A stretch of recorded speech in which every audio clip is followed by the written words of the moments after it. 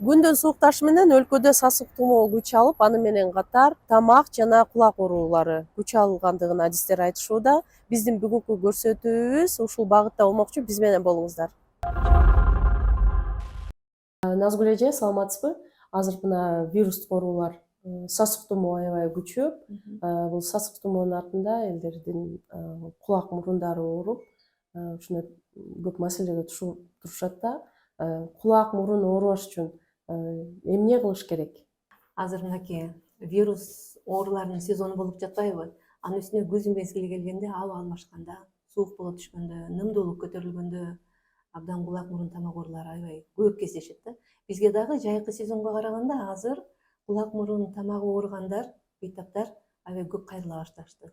Себеби эмнеде? Себеби ошол эле вирустук инфекциядан кийин өз алдынча дарыланышат, өз убагында үй бүлөлүк медициналык борборго, үй бүлөлүк медициналык дарыгерлерге кайрылбайт, же кулак мурун тамак оорусу ооруса, лор врачтарга кайрылбай, өз алдынча каалагандай туура эмес дарыланышат. Же болбосо жумушка барып жүрө беришет. Менин баамымда кулак ооруса, баягы сасык тумоологондо үйдөн дарыланып ала беребиз да. Көбүнчөчү, бирок кулак ооруганда, мурун ооруганда сөзсүз дарыгерге кайрылыш керек экен да. Албетте туура. Бизде кандай кылабыз? Бизде ооруйбуз, бирок жумушка барып жүрө беребиз. Анан кийин өтүшүп, кулакка өтүшүп кетиши мүмкүн, же гайморит болушу мүмкүн, же фарингит, ларингит, дем алуу жолдоруна дагы таасир этиши мүмкүн да. Мисалы үчүн ошол эле вирустук инфекциядан кийин өз алдынча туура дарыланбаса, дарыгерге кайрылбаса, гайморит болушу мүмкүн. Мурундун ичинен эле инфекция гаймор көңдөйчөсүнө өтүп кетиши мүмкүн. Же болбосо мурундан кулакка кеткен түтүкчө бар. Ал түтүкчөдөн кулакка инфекция түшүп калса, отит болушу мүмкүн. Өз убагында вирустук инфекцияларды, көптөгөн ооруларды дарылабай, туура эмес антибиотиктерди ичип жүрө берсе, анда фарингит, ларингит, трахеит жана өпкө, дем алуу органдарына дагы сезгенүүсү болушу мүмкүн.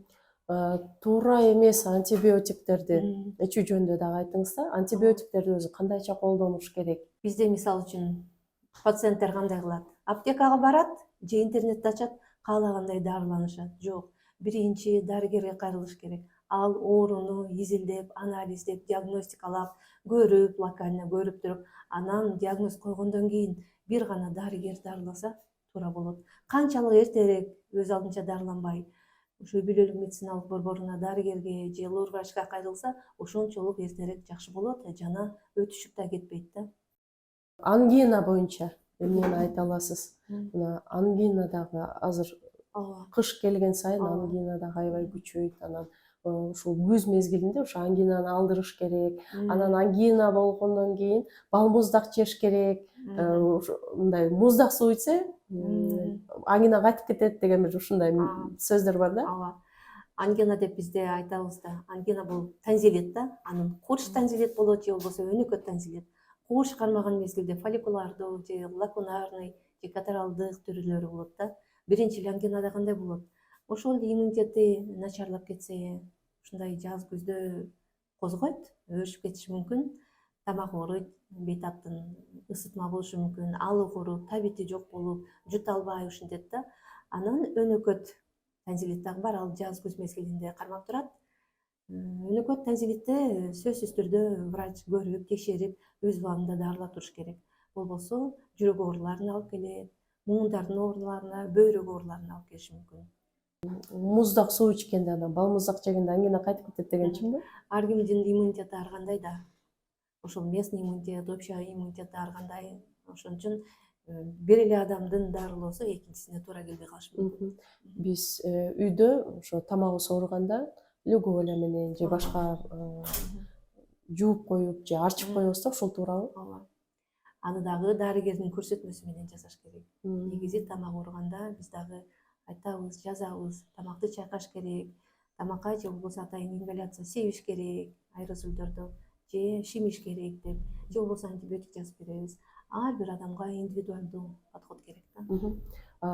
Мисалы үчүн азыр мурунга койгон тамчылаткан аябай көп дарылар бар да.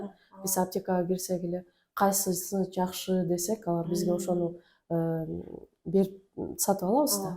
Анан ушул туурабы?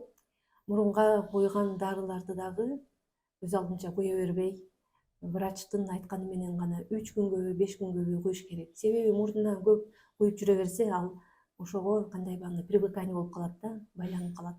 Ал мурунга куйган тамчыны куйганда мурундун жолдору ачылат, мурун ичинде куйбай койгондо эле кайра мурун дем албай калышы мүмкүн. Биз качан жазабыз? Гайморит болгондо жазабыз. Мурунда гаймор көңдөйчөсүнүн оозу түтүкчөсү ачылып, гаймор көңдөйчөсү аэрация болуп дем алып, ичиндеги ириң былжырдуу суюктук тышка чыгып турсун мурундун ичине деп.